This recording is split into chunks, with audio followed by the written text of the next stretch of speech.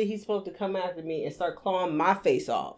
Like I'm not supposed to see him. Man, I'm paranoid. I know it's not real.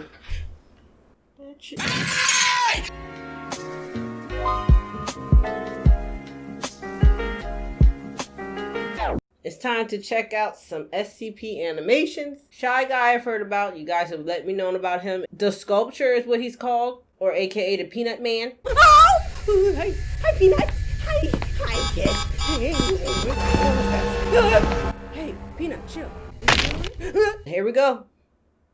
SCP-096 to Shy Guy. They fired one bullet after another, but it didn't feel the slightest.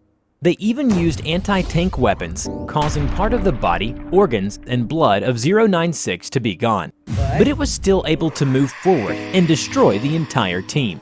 Hello everybody, I'm the Rubber. Today, we bring you a SCP Foundation Euclid class object SCP-096. SCP-096 is a humanoid creature measuring approximately 2.38 meters in height. SCP-096 shows very little muscle mass, with a preliminary analysis of body mass suggesting mild malnutrition. Arms are grossly out of proportion with the rest of the subject's body, with an approximate length of 1.5 meters each. It has no sign of any body hair, its skin is mostly devoid of pigmentation, and it probably doesn't have pupils either. Nice. Other facial features remain similar to an average human, with the exception of the eyes. SCP-096's jaw can open to 4 times the norm of an average human. It shows no signs of any higher brain functions and is not considered to be sapient. SCP-096 is normally extremely docile, with pressure sensors inside its cell indicating it spends most of the day pacing by the eastern wall, and it doesn't seem to need food. Based on its response, the researchers are determined that 096 is very shy. It tries to stay as far to humans as possible. However, when someone views SCP-096's face, we'll call this person SCP-0961. Whether it be directly, via video recording, or even a photograph, it will enter a stage of considerable emotional distress. SCP-096 will cover its face with its hands and begin screaming, crying, and babbling incoherently. Approximately 1 to 2 minutes after the viewing, SCP-096 will begin running towards SCP-0961. It moves at 35 kilometers an hour and seems to depend on distance from SCP-0961. If it is very far away, it will be able to run very fast. The actual position of SCP-0961 does not seem to affect SCP-096's response. It seems to have an innate sense of SCP-0961's location. Upon arriving at SCP-0961's location, SCP-096 will proceed to attack, Claw? Like claw the face off? 100% of cases have left no traces of SCP-0961. Okay. SCP-096 will then sit down for several minutes before regaining its composure and becoming docile once again. Then the Foundation staff will take it back to the SCP shelter. Why don't they keep a mask on his face at all times so he can't see shit? The most extreme case at present is that someone saw only a part of its picture and was also killed by it. Okay. At this point, no known material or method can impede SCP-096's progress. In one of the audio recordings, the former commander of the recovery team said, even if they were firing it intensely, but it didn't feel anything at all. They even used anti-tank weapons, causing part of the body, organs, and blood of 096 to be gone. But it was still able to move forward and destroy the entire team. Besides, because it does not cover its face when it's running towards its target, anyone who sees it will be killed by it along the way. Put something on his face. Due to the possibility of a mass chain reaction, including breach of Foundation secrecy and large civilian loss of life, a doctor of the Foundation has also petitioned for immediate termination of SCP-096. But how would you get rid of him? The Foundation has carried out several execution experiments, one of which is to send the containment tank containing SCP-096 into SCP-682's cell. SCP-682 is a large, vaguely reptile-like creature of unknown origin. It has a powerful regeneration ability and adaptability, and also has the title of Immortal Body. If you want to know more about SCP-682, do click on this video. So back to the execution experiment. The screams of the two entities continue for 27 hours, at which point the noise abruptly stops. Sonar-based video feeds reveal SCP-096 severely wounded and huddled in the southwest corner, apparently upset. Feed shows SCP-682 on the north end of the room, approximately 85% of its initial mass absent.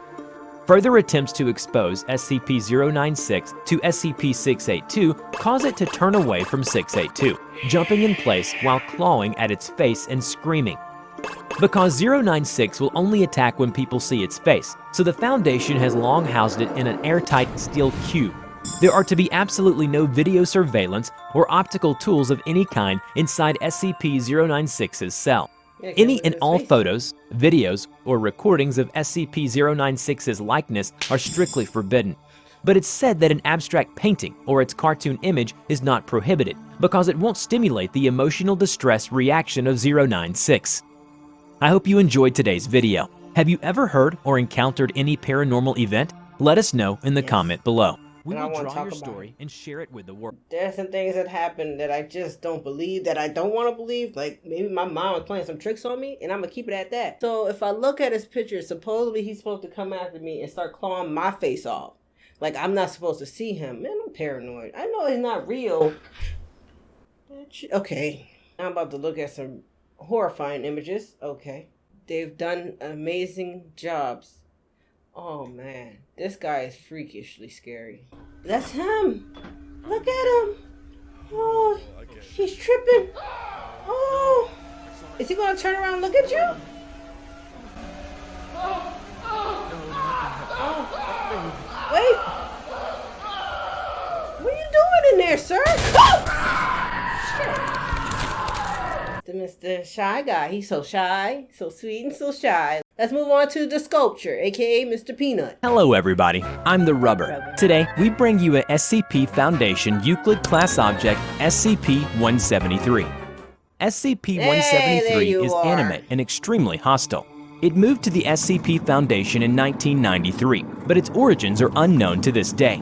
SCP-173 is constructed from concrete and rebar with traces of Krylon brand spray paint. Really? SCP-173 is completely still while in an organism's field of vision, only moving when it isn't being watched, even if the observer simply blinks or barely looks off the object. Just when the observer blinks, SCP-173 will make a grindstone sound and move forward a short distance quickly.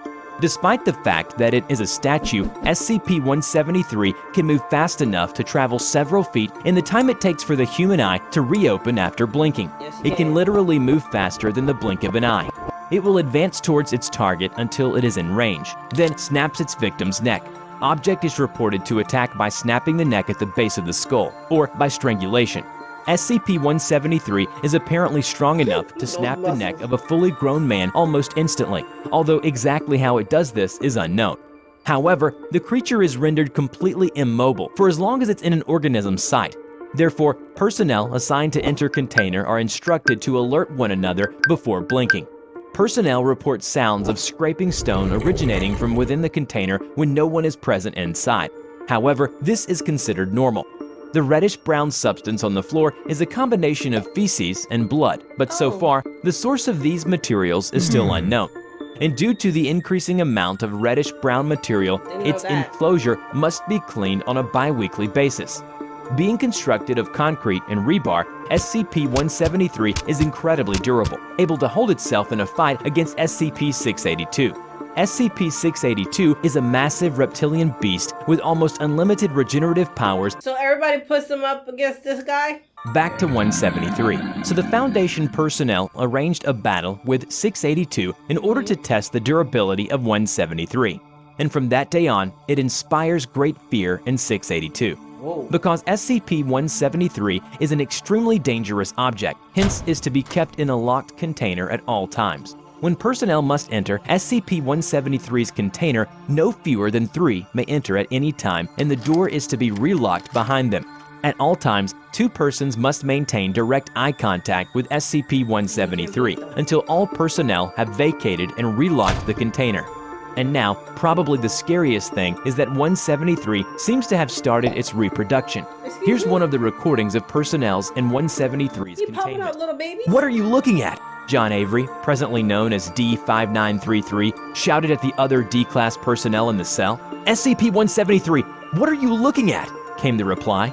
This worried John, as he was staring intently at SCP-173, and the other D-class personnel was standing behind John, facing the other direction.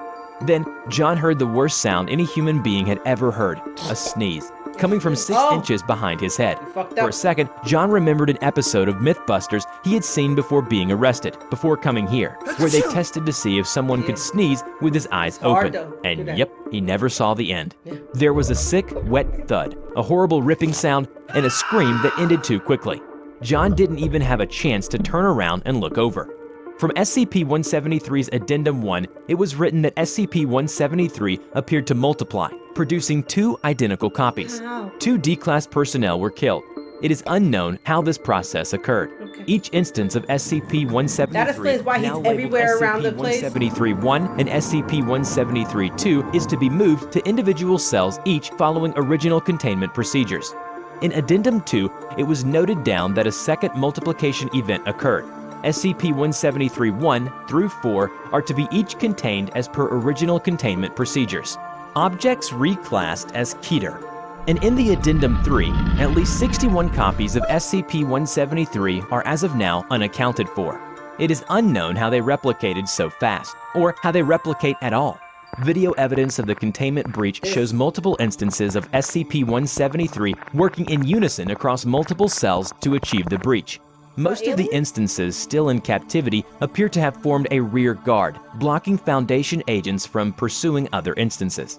It is theorized that SCP-173 has a hive intelligence, where intelligence scales with number of nearby copies. SCP-173 has caused a breach of secrecy for the SCP Foundation. Estimates at this time are roughly 500,000 civilian deaths across North America in the last 48 hours due to SCP-173. And hundreds of thousands of sightings and pieces of video evidence. Major television news programs have obtained video of SCP-173 and are providing instructions for avoiding instant death. And following saturation nuclear bombing on number of SCP-173 instances has been reduced. I hope you enjoyed today's video. Have you ever heard or encountered any paranormal event? 2 guys that I knew about, but I got a little bit more information on. I seen the sculpture. You gonna call him that? I've seen him multiple times. I don't need to go see him anymore. I know exactly how he kills, and I'm good. I'm not a fan of him though. But there we go, Blade Squad. I hope you guys enjoyed. I want to learn more about this SCP stuff. I did not know it was just that much to it. It looks like I'm entering a rabbit hole. The Blade Squad, I hope you guys enjoyed. If you did, make sure you blaze up the like button. If you made it all the way to the end of this video, go ahead and comment peanut, and I will see you guys in the next video.